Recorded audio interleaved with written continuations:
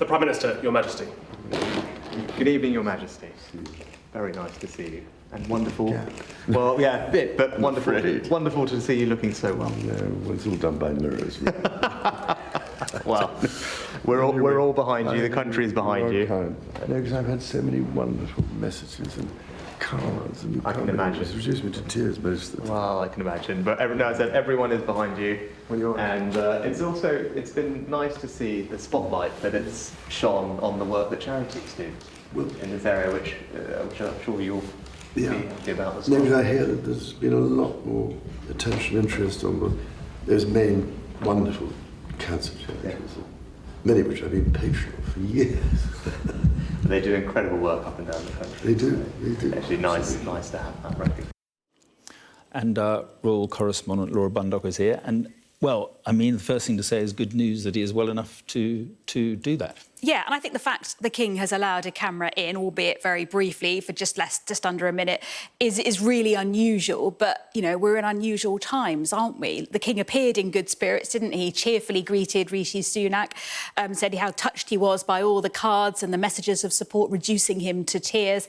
And Rishi Sunak talking about the importance of cancer charities, and the King acknowledging, yes, they do a great job, and that he'd been patron of many of them, including, as we know, Macmillan Cancer Support and a long-term supporter of Marie Curie as well. I think the decision to show us this audience is significant and would certainly have been made by the King himself. He knows, like his late mother once famously said, you have to be seen to be believed. And the trouble is, with a cancer diagnosis and treatment, that's just not possible. He's been told by the medics to cancel all his public-facing engagements. But we know that his state business, this sort of thing, the weekly audiences can continue.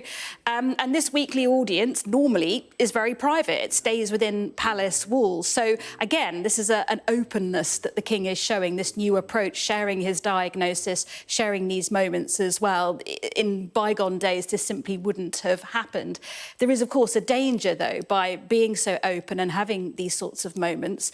It does expose the King, with his continuing cancer treatment, to intense and possibly intrusive speculation about his condition, because there's a lot we don't know. We don't know his diagnosis, prognosis, or indeed what kind of treatment he has. But I think what this showed us today, the King is well, and the palace very keen to show it's business as usual, although, as we all know, at the moment, it's anything but. Yeah, and you make the point, I mean, we assume the treatment goes on, but without a running commentary from the palace. Yeah, we know he's having regular treatments, but we don't know what kind of treatment, and we've been told not to expect that kind of commentary. The King wants certain things, understandably, to be kept private, and so we don't know, how often he's having these treatments, and we don't know what sort of treatment. But we do know he's spending a lot of time in between those treatments at homes like Sandringham in the quiet of the countryside. OK, Laura, thanks very much indeed.